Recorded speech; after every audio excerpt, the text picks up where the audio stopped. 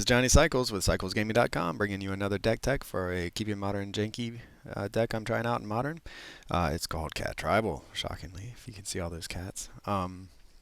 Modern has recently gotten an influx of cats with the Arahbo, the first Fang, and Helpful Hunter. Technically, they're in Standard. And Ajani, Nacatl Pariah, and Ocelot Pride, both of those are only Modern legal. So now we have that's 16 more new cats that help Cat Tribal, and it already had a bunch of 3-drop cats that functioned as lords with Feline Sovereign and then King of the Pride.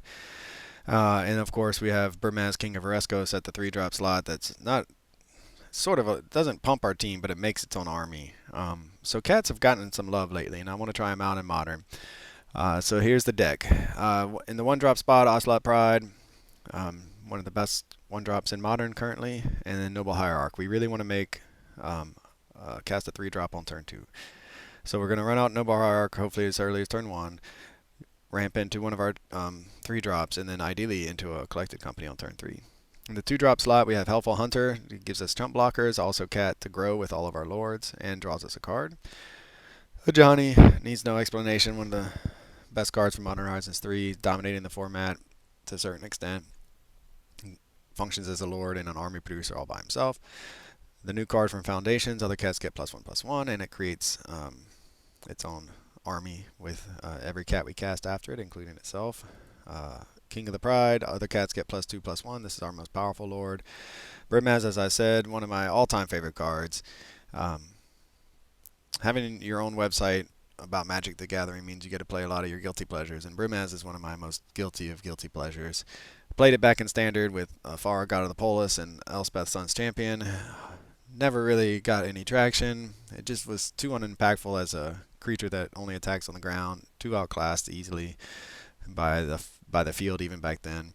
But here it is one of the more powerful 3-drops we have, especially with other lords out.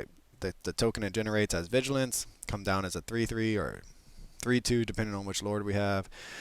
Synergizes with Enduring Innocence, and yeah, it's just, if there's going to be a deck in Modern for Burmaz, I think this is it. Enduring Innocence, it's not a cat, it's a sheep, but one of the problems with a go wide strategy like this, that's very synergistic, is it just running out of action. So we want to be able to draw cards, and Enduring Innocence is so powerful in doing that. Difficult to get rid of, keeps our hand full of more cats. Feline Sovereign gives us a little bit of enchantment and artifact hate on the back of a +1/+1 Lord effect. And then finally, Pride Sovereign. It can get big and out of control really easily. Gives us a giant beater in case we end up with a board full of cats that are kind of small, can't get damage through. Or we need somebody to block and trade with. We can get this guy up to be like 6/6, 8/8 pretty easily. Collected Company ties the room together. Hopefully we'll hit a bunch of action. Horizon Canopies that help draw us cards. So card draw, we actually have quite a bit. Now, sideboard is certainly a work in progress, per usual, but I wanted to put creatures in. Since we're a Collected Company deck, I didn't want to have to board out the Collected Company. So I went with Creature Hate against the field. So Sanctifier on Vec to help against graveyard strategies, Brutal Cathar and Skyclave Apparition to give us some removal against decks that really just need interaction. As you can see, we do not have any interaction, and I don't typically like to play decks without any interaction, but at least we have some in the sideboard. And then Lorna, the third path, another way to deal with artifacts and enchantments. And we can also use it to draw some cards.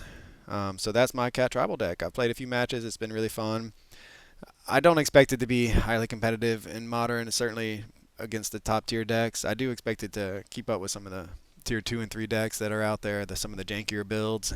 And I'm hoping just to have a lot of fun in certain games, get to see some of the synergies, play Burmaz and win some games on the back of them, and enjoy just the power and the synergy of the cat and of a go wide, grow them all big attacking strategy in Modern. And we'll see how maybe we will be more competitive than I think, but I fully expect us to probably get picked apart by the top decks, but compete with the lesser decks. So we'll see if it works out that way. And as always, thanks for watching. I'll catch y'all on the next one. This has been another edition of Keeping Modern Janky. This is Johnny Cycles with CyclesGaming.com. If you haven't already, check out my original Magic the Gathering content over at cyclesgaming.com. I write about my various commander decks. I post articles and video of my gameplay of my various modern Janky brews, and I'm publishing my science fiction fantasy novel, The Podkind, serially. If you enjoy the content, check out my YouTube channel, Johnny Cycles, and click that subscribe button. Everybody counts. As always, thanks for watching. This is Johnny Cycles. I'll catch y'all on the next one.